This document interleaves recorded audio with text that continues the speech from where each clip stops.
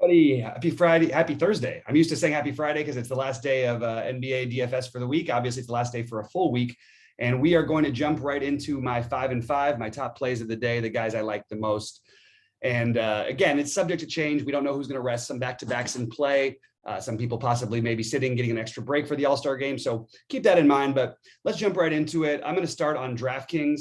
And you can see I sometimes add multiple players because I feel like they all have very similar relevance, and especially on FanDuel where it's easier to get multiple studs in. I tend to do that more often, but I'll get into that on the FanDuel side. On the DraftKings side, love Seth Curry, been really good so far with Brooklyn, averaging 36 fantasy points per game, too cheap at 5,500.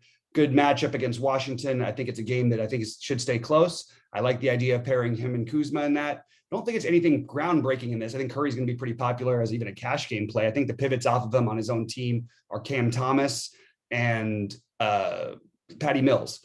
Those guys haven't necessarily had the big games yet, but I mean, Patty Mills has really been struggling, but I think you can see it coming soon. 5,100. I just like the upside at low ownership. And I also think Cam Thomas is just it's a rookie play. It's a guy who you can, you might get 10 fantasy points out of him. You might get 35. I think he's an interesting play as well, but I really like Seth Curry. I like him to have a big game here. And I think he and Kuzma are a good place to start from. And I think Kuzma, who's down here at third on my list, he's going to be a little bit less interesting in some ways on DraftKings to people at 9K. I'm going to go ahead and say, don't worry about the price.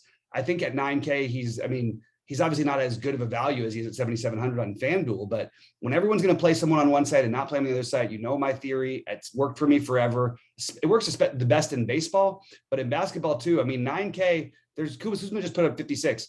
He can put up 50 plus. He can put up a triple double here. The offense, it's really his show over there in Washington. So I am a big fan of playing Kuzma and Curry on DraftKings. In between those guys sandwich, I've got Luka as my favorite spend up, and it's really close between all three. You can see on FanDuel, I've got all three listed.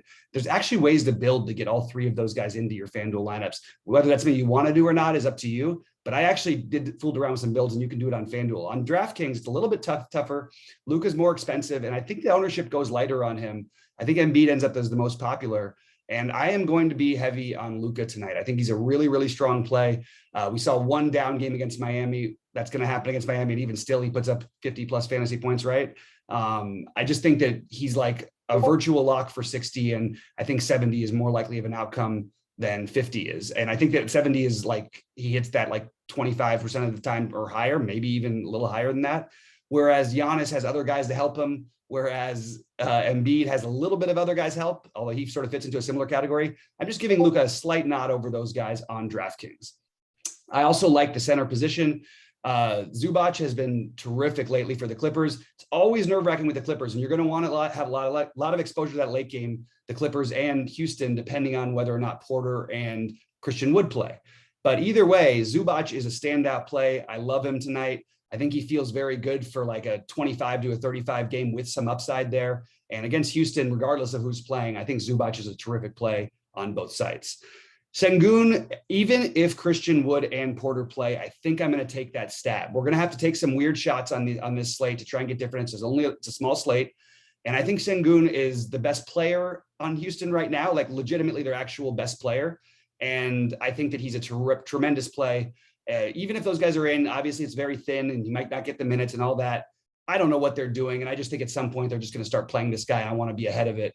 They're going to play him every day. So I'm going to keep loading up on Sengun, even if those guys are in, but we may not know. And in that case, I'm definitely going to speculate and have a ton of Sengun in my lineups.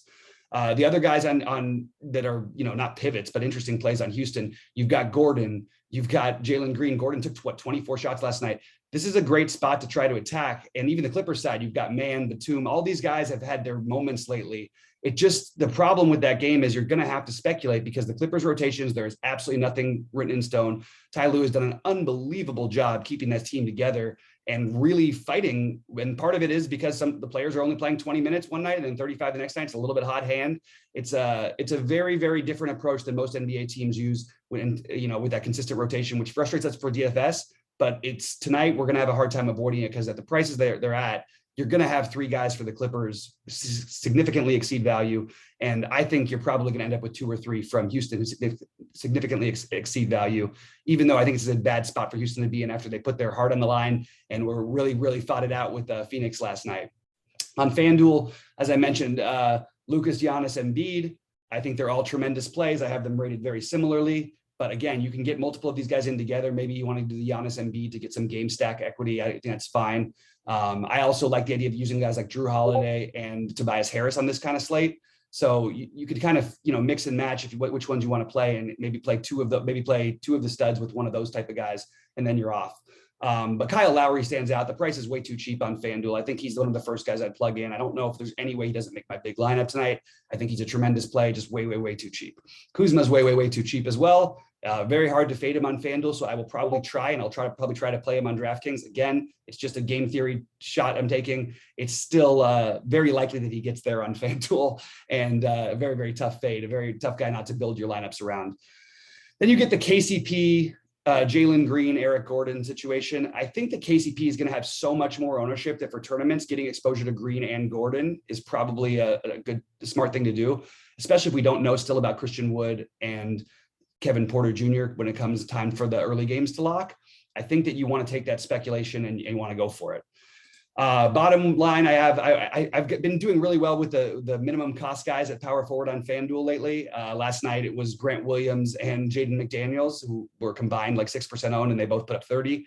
I think tonight Tucker in this kind of a matchup, against Charlotte, it's the kind of game where he could sneak his way and accidentally get himself to 25, 30 fantasy points just because of the nature of the game flow. Maybe he gets left open for a few extra times in the corner from three. That's very likely. And also the up and down pace, rebounds, steals, blocks, all that stuff should be up for him.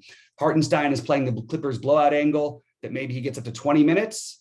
And if he does, I think he can put up 30 fantasy points. It's a little speculative, but I like the way it forces your build if you want to play those guys. And if you want to play all three studs, these are guys you would be wanting to include in the mix. Anyway, I'll be live with you 6 Eastern. We really appreciate all the excitement. Discord's been popping off lately. I think it's still one of the best Discords in the industry.